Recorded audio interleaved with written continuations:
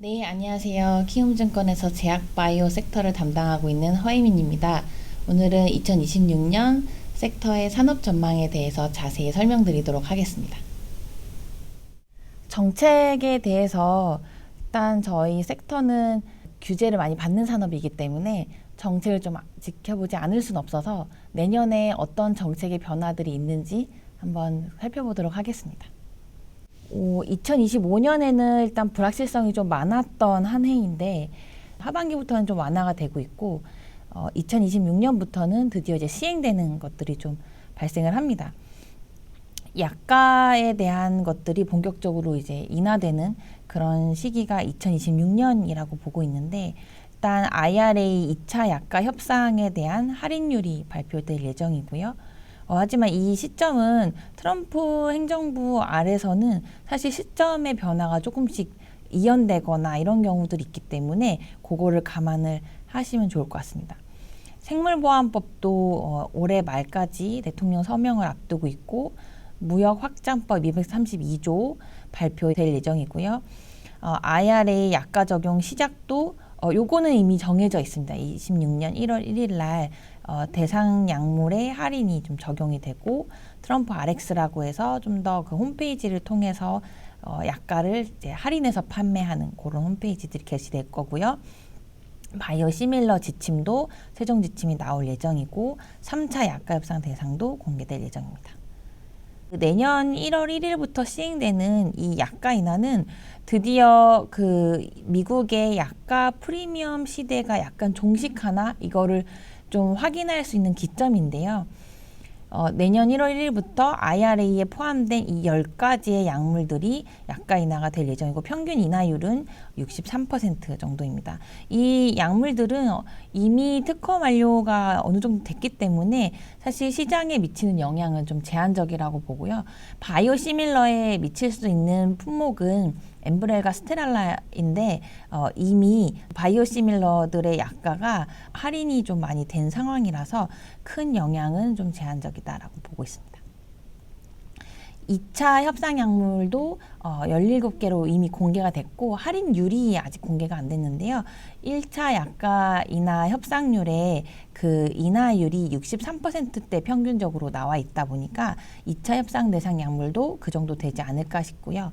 여기에서 포함된 약물들은 대체로 특허 만료가 되어 있었는데 올해 초반에 이제 공개됐을 때 놀랬던 거는 이제 위고비 비만 치료제가 포함되어 있기 때문인데 이미 비만 쪽에서 평균적으로 약가가 30에서 35% 정도 인하되는 계속해서 약가 압박을 비만 쪽에서도 받고 있거든요. 그래서 이미 이런 부분들은 그 주가에는 많이 이제 반영이 된, 그러니까 주식시장에 어느 정도 약가 인하에 대한 거는 반영이 된 상황이라고 보고 있습니다. 그 바이오시밀러에 대한 지침도 이제 최종적으로 발표될 예정인데요. 바이오시밀러 개발을 간소화하는 그런 이제 지침이 내년에 이제 발표될 예정이고 초안은 이미 발표가 됐습니다. 그래서 3개월에서 보통 6개월 내에 발표가 되니까 이런 초안들이 이제 발표가 되면 그 전에는 바이오시밀러를 아주 그 글로벌 블록버스터 약물들 위주로 시밀러들이 출시됐다라고 하면 이제는 미드 블록버스터 위주로도 시장이 좀 확대될 수가 있고요. 이게 미치는 영향은 과거에 우리가 1984년도에 해치 왁스먼법에서 봤듯이 이 당시에 그 저분자 의약품들, 화학의약품들이 제네릭이 그 복제약이 출시될 때 생물학적 동등성만 가지고 이제 승인이 될 수 있도록 그런 법안이 통과되면서 그 이제 진입 장벽이 낮아지다 보니까 특허 만료 이후에 점차 그 빅파마들의 포트폴리오, 신약에 대한 그 포트폴리오의 중심이 저분자에서 이제 바이오로 옮기게 되는 좀 더 진입장벽이 높고 고가의 약물로 옮기게 되는 그런 이제 가속화를 촉진했던 법인데요. 지금 바이오시밀러의 그 최종 지침 업데이트도 이런 그 것과 유사하게 되지 않을까라고 생각하고 있고 그래서 향후에는 좀 더 혁신적인 모달리티, 그러니까 이중항체라든지 RNA 쪽으로 투자가 좀 집중될 것으로 예상이 됩니다. 여기 마찬가지로 이렇게 그 전 세계 매출 추이 전망에서 모달리티별로 보실 수 있고요. 그 이중항체, 다중항체, ADC, RNA 순으로 이제 조금 전망이 유망하고 항암제 쪽은 지금 그 최근에 거래가 좀 많이 감소를 했었는데 최근 3년 동안 그 이유 중에 하나는 이제 FDA 그 내부에 좀 불확실성이 있었고요. 지금 대규모 구조조정도 있었고 그 전 시더 국장이 이제 티드마 씨가 워낙 보수적인 인물이었기 때문에 허가에 대해서 좀 보수적이지 않을까라는 그런 불안감들이 좀 기술 거래에서도 좀 자극을 했다라고 볼 수 있고 다만 이제 긍정적인 측면은 그 리처드 파즈더라는 인물이 이제 임명이 되면서 좀 더 이제 빠른 승인을 해주는 인물이거든요. 그래서 항암제 쪽은 올해를 기점으로 내년부터는 다시 기술 이전 거래가 좀 활발해지지 않을까라고 보고 있습니다. 대신 이분은 이 약물의 데이터가 명확하지 않으면 이거를 또 허가를 안 해주기 때문에 명확한 데이터의 근거를 바탕으로 한 약물에 대해서는 신속하게 이제 허가를 해주는 인물입니다. 그래서 항암제 쪽은 내년부터는 좀 긍정적일 거라고 보고요. 항암제 안에서는 특히나 이제 올해 이중항체가 좀 많은 그 거래 비중을 차지했는데 이거는 내년에도 유효할 거라고 보고 있습니다. 임상은 또 후기 단계의 임상들을 선호했고요. 정책의 변화를 앞두고 사실 이게 핵심인데요. 빅파마들이 겨울나기를 지금 준비를 했습니다. 왜냐하면 특허 절벽도 앞두고 있고 약가인하도 이제 내년부터 시행이 되기 때문에 그에 앞서서 미리 비용 절감과 구조 조정을 진행을 했는데 여기 보시면 임원 감원 수가 거의 뭐 이번 연도가 역대급입니다. 그래서 대규모 구조 조정들이 많이 일어났고요. 빅파마들, 노보나 머크, 모더나 다 수천 명의 감원을 발표를 했고 수조 원의 비용 절감을 얘기를 했습니다. 그래서 지금 이미 그런 어려워지는 상황들을 좀 대비를 하고 있다라고 보고 있고 그래서 지금 빅파마들이 원하는 거는 특허 절벽과 약가인하에 앞서서 이들이 찾는 약물은 좀 더 성공률이 높고 빠르게 출시할 수 있고 마진을 좀 확보해 줄 수 있는 고가의 약물들 그런 약물들이 지금 성공 확률이 높은 약물들 중에 대부분 포진되어 있는데요. 카티나, RNA, 항체, ADC 특히나 이번에는 그 아까 말씀드렸다시피 항체 그 이중항체 쪽 거래 좀 많이 되고 있고요. RNA도 좀 늘어나고 있고 질환군 중에서는 비만 올해 좀 인기가 많았습니다. 그래서 이제 향후에 어떤 기술 이전들이 더 많이 활발해질 수 있을까? 기술 이전의 동향은 어떨까라는 걸 좀 살펴보면요. 창의 25개의 빅파마들은 보통 이제 내부 연구, 자기가 스스로 연구하는 거, 그다음에 외부 연구 비중을 5대5로 가져가고 있습니다. 그래서 이 점선 아래에 있는 업체들은 대체적으로 지금 내부 비중이 더 높은 업체들이기 때문에 이게 상반기 기준의 데이터인데요. 여기에서 보시는 뭐 노바티스라든지 화이자라든지 적극적으로 지금 하반기 때 M&A를 통해서 기술 확보를 한 상황입니다.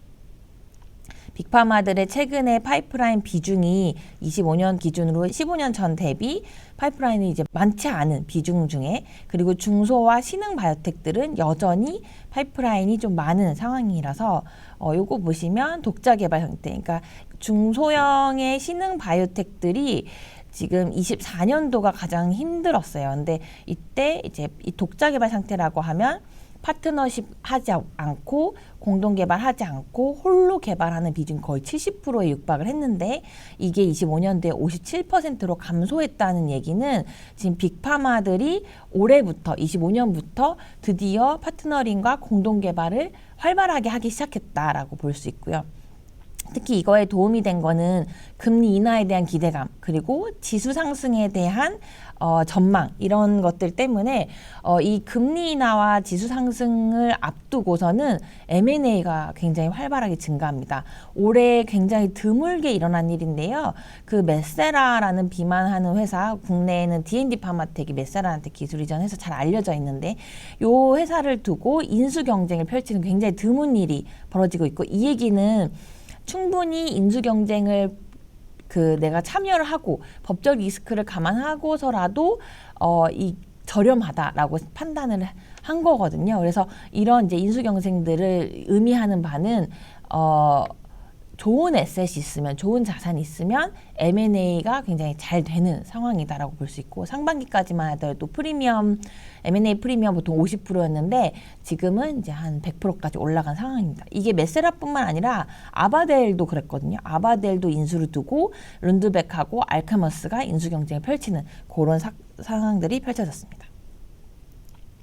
그 아시아는 굉장히 지금은 떠오르고 있는 라이징 아시아라고 제가 표현을 했는데, 이게 새로 연구개발에 진입한 프로젝트 수입니다. 요걸 보시면 지금 그 미국이 당연 1위지만 여기까지도 중국이 요즘 워낙 잘한다고 하니까 이해는 됐는데, 놀라운 점은 한국이 3위입니다. 그래서 중국과 한국을 합치면 이 아시아에서 굉장히 이제 파이프라인들이 활발하게 연구 개발이 되고 있는 거고요. 그 퍼스트 인 클래스 아주 혁신적인 약물은 이제 미국이나 유럽에서 주로 나타나지만, 아시아는 지금은 이제 팔로우 온 이노베이션이라고 해서 뭐 이미 이제 기존에 승인받은 타겟을 잘 조합해서 이중항체로 뭔가 새로운 모달리티로 한번 해보는 팔로우 온 이노베이션 위주로 많이 갖고 있는데, 이게 지금 시대의 상황하고 매우 적합하게 잘 맞는다라고 생각하고 있습니다. 아까 빅파마들이 겨울나기를 준비를 하면서 성공 확률이 좀 더 높고 마진을 확보할 수 있고 진입장벽이 좀 더 높은 걸 선호한다고 했잖아요. 그런 게 아주 혁신적인 신약의 경우에는 리스크가 좀 더 높기 때문에 이거보다는 아시아에서 하고 있는 팔로우 온 이노베이션, 그 이중항체라든지 RNA라든지 아니면 K바이오가 잘하고 있는 약물 전달 플랫폼을 활용한 뭔가 그런 발전적인 약물이라든지 이런 것들 위주로 지금은 빅파마들이 매우 원하는 상황이기 때문에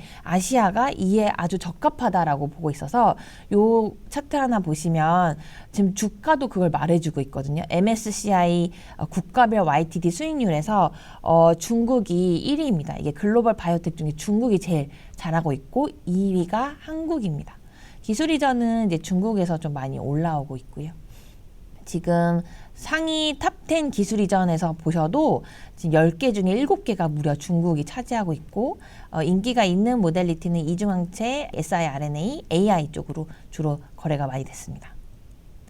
K바이오는 그럼 어떻게 할까요? K바이오는 전통적으로 이런 그 대장 약물과 상생하는 그런 제형 변경 플랫폼들이 국내 코스닥에서도 대장주 역할을 했기 때문에 이전에는 키트루다였었고요. 그래서 알테오젠이 키트루다의 SC 제형을 해주면서 코스닥의 대장주로 떠올랐고, 향후는 이 젯바운드입니다. 비만이기 때문에. 하지만 아직은 펩트론이 릴리하고 공식적인 계약을 맺고 있는 건 아니어서 요거는 향후에 기술 이전을 이제 맺는다라고 하면 좀 더 다른 양상이 될 수 있지만, 지금 현재로 봤을 때는 계약을 맺은 D&D 파마텍이 유망하다라고 보고 있습니다. 물론 이제 화이자가 뭐 릴리도 아니고 노보도 아니어서 후발주자 아니야? 라고 보실 수 있는데, 지금 메세라를 화이자가 인수를 공격적으로 하려고 하는 이유는 과거의 경험과 과거의 영광이 있기 때문이거든요. 이 리피토라는 약물이 5번째로 출시한 후발주자였습니다. 근데 화이자가 5번째에도 불구하고 가장 잘 팔리는 약물로 만들었기 때문에, 이런 뇌과 질환이나 그런 신진대사 쪽에서는 영업망도 매우 중요해서 화이자가 향후에 이제 이런 후발주자지만 공격적으로 나갈 수 있지 않을까 싶어서, 이 메세라가 인수됨으로 인해서 D&D 파마텍이 향후에 좀 주목이 됩니다. 노보는 이제 어떤 선택을 할까? 아마 요거는 이제 노보도 계속해서 공격적인 파이프라인 확보를 하게 될 것 같아요. 이건 비만에 있어서 계속 긍정적인 신호라고 보고 있고요. 지금 10빌리언 정도를 기꺼이 사용할 의향을 보였기 때문에 아마 14조 원 정도는 계속해서 파이프라인 확보를 하지 않을까. 특히나 메세라와 유사하거나 한미의 유시엔트와 같이 뭔가 차별화되는 그런 요소들을 선호할 가능성이 있습니다. 요게 좀 중요한데, 신약 승인 일정입니다. 내년에 승인받을 수 있는 그런 제품들을 좀 살펴보면 대부분 그 제형 변경 플랫폼들 위주로 좀 많이 되어 있는 것 같아요. 릴리의 올포, 비만 치료제인데 경구이고요. 알츠하이머, SC 제형이고요. J&J 건선, 경구 제형. 요거는 J&J가 뭐 매우 게임 체인저라고도 계속 얘기하는 그런 제품이고, 필름 제형, 화이자의 경구, 암제는 6개월마다 투여, 그다음에 알비나스의 경구 이런 것들이기 때문에 내년에는 이런 제형 변경 플랫폼 위주로 허가 승인이 좀 예정이 되고요. 임상 데이터, 이것도 중요하죠. 이런 데이터들에 의해서 이제 어떻게 향후에 그 기술 이전에 대한 급전개 예상이 되는데요. 상반기에는 주로 이제 알츠하이머, 그다음에 비만, RNA 위주로 데이터가 나올 예정이고, 하반기에는 이제 이중항체 쪽 데이터가 나올 예정입니다. 노보 같은 경우는 이제 바로 어제죠. 이 실패를 얘기를 했고요. 아마 알츠하이머 학회에서 좀 더 세부 데이터가 나올 예정입니다. 국내에서 주목하는 데이터, 워낙 지금 한국의 업체들이 임상 단계도 조금씩 나가 있고 활발하게 이제 데이터를 연구하고 있기 때문에 굉장히 많은데요. 제가 주목하고 있는 데이터들은 앱클론이 기술 이전한 헬리스의 3상, 한미약품의 메시 2상, D&D 파마텍 경구, 알테오젠의 ADC, SC 1상 이런 것도 주목하고 있고, 나머지 자료들은 참고로 보시면 될 것 같습니다. 그래서 K바이오의 투자 전략을 이제 말씀드리도록 하겠습니다. 결론적으로 K바이오는 결국은 바이오텍입니다. 왜냐하면 미국도 이게 약가 인하가 예상이 되면 이제 힘의 균형의 중심이 빅파마에서 바이오텍으로 조금씩 이동하기 때문에 9월 들어서 우리가 미국에서 지금 M&A 활발해지면서 미국의 바이오텍들 수익률 아웃했던 거, 긍정적이었던 거 아실 수 있고, 요것들은 이제 국내의 업체들을 제가 서브 섹터별로 나눈 건데 주석을 참고하시면 되고요. 역시나 바이오텍 1, 2가 가장 수익률이 좋았습니다. 비중에서 좀 양극화도 일어나는데요. 여기에서 말씀드리고자 하는 거는 결국은 이제 코스닥에 있는 업체들이 레벨업이 되면서 비중이 좀 높아졌고, 코스피에 있는 업체들은 지금은 이제 아직 하단에 있는 비중 자체가 하단권에 있는데 신약에 대한 모멘텀이 좀 부재하기 때문에 코스닥에 있는 바이오텍 대비 그래서 이런 상황이 펼쳐졌고요. 왜 코스닥에 있는 업체들이 이렇게 좋을까라고 보면 사실 이제 최근에 많이 올랐기 때문에 부담스럽습니다. 이런 얘기도 많이 들립니다. 그렇지만 이걸 보시면 이 코로나 때가 이제 14,000에 근접을 했고요. 지금 13,000에 도달을 하면서 부담스럽다라는 얘기가 많이 나오고 있는데, 이 코로나 때는 버블이었던 것도 있고요. 그리고 기술 거래도 좀 활발하게 됐지만 그 실질적으로 빅파마한테 기술 이전한 거는 한 건 정도 있었거든요. 근데 올해는 아직 해가 다 마무리되지 않았음에도 불구하고 21년도에 누적 마일스톤 합산, 21년도의 마일스톤들을 이제 합산한 거, 그 다음에 25년도의 마일스톤을 합산한 거를 보면 이미 넘어섰습니다. 근데 이 퀄리티도 훨씬 좋아졌어요. 지금 빅파마한테 기술 이전한 수가 7건이 우리 K바이오 역사상 이렇게 많이 한 건 올해가 처음입니다. 그 대부분 다 한미 길리어드 제외하고는 다 큰 것, 대규모 기술 이전은 다 코스닥에서 나왔거든요. 그 내년에도 이만큼 할 수 있을까요? 일단은 내년에는 지금 기대감이 있는 업체들이 굉장히 많습니다. 그러니까 올해 사실 기대했는데 아직 안 나온 업체들은 이제 내년을 또 기대해 볼 수 있기 때문에 이런 업체들은 참고로 좀 보시면 될 것 같습니다. 내년에 기술 이전 목표로 하고 있는 업체들이고요.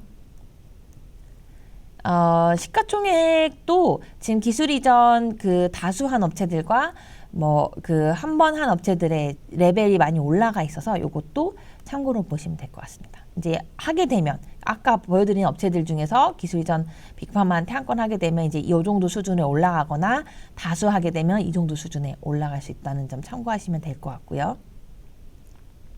이것도 참고하시면 될 것 같습니다. 지금 시장에서 밸류에이션을 좀 많이 주고 있는 분야입니다. 비만, 미국 진출 3상, 항암제 이렇게 있고, 셀트리온하고 삼성바이오 에피스, 결국은 이제 내년에 이 회사들은 어떻게 시밀러에서 신약으로 전환이 될지를 좀 보여주는 한 해가 될 것 같습니다. 아직은 일상이기 때문에 이런 신약으로 뭔가 모멘텀을 크게 발생시키기는 어렵고, 내년에 이 신약으로 어떻게 잘 전환하는가를 볼 수 있고요.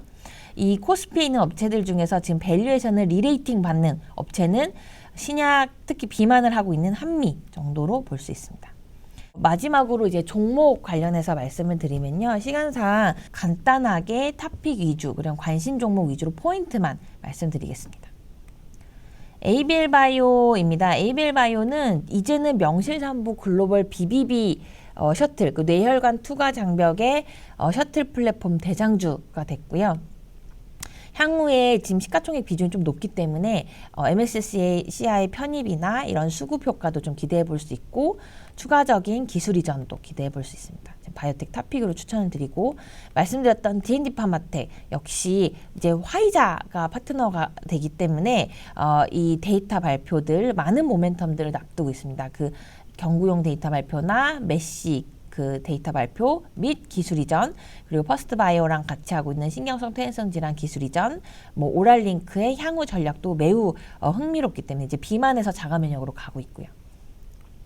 올릭스도 역시 관심 종목으로 보실만 합니다. 왜냐면 탈모는 이제 이 약가를 좀 더 프리미엄을 받을 수 있는 영역이라서, 그리고 비보험인데도 불구하고 기꺼이 이제 미충족 의료수가 굉장히 많기 때문에 탈모 쪽에서 긍정적으로 보고 있고요.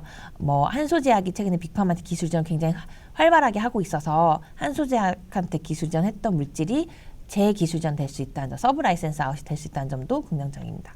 이외에 인벤티지나 에클론도 추가적인 그 지속형이나 고농도 SC 제형 플랫폼으로 이제 확장을 얘기를 했기 때문에 플랫폼 쪽에서 좀 저평가되어 있고, 에클론 같은 경우는 그 관리 종목이 해제가 되면 한번 보실 만한 기업으로 추천드리고 있습니다. 지금 헬리우스 중국 파트너사가 이 에클론한테서 가지고 온 물질에 대해서 매출 목표를 14조 원을 제시를 했기 때문에 향후에 해제될 때 한번 보실 만할 것 같습니다. 네, 여기까지 제가 빠르게 연간 전망에 대해서 간략하게 이제 설명을 드렸는데요. 좀 더 내용이 궁금하신 분들은 키움증권 홈페이지에서 보고서를 다운을 받으시면 세부적인 내용들이 있으니까요. 그거 참고로 보시면 될 것 같습니다. 찬바람이 불면서 바이오 섹터가 좋기 때문에 내년에 대한 전망도 궁금하실 수 있는데, 아직까지는 이 내년 주가 많이 올랐지만 그 퀄리티 자체가, 그 우리 K바이오 신약의 퀄리티 자체가 올라갔다는 점을 좀 상기시킬 필요가 있고, 내년에도 섹터를 좀 긍정적으로 바라보고 있기 때문에 여러 모멘텀들 위주로, 그리고 기술 이전 기대감이 있는 업체들 위주로, 신약 업체들 위주로 좀 보시면 좋을 것 같습니다. 이상으로 마치겠습니다. 키움증권의 제약바이오 섹터 담당 허혜민이었습니다. 감사합니다.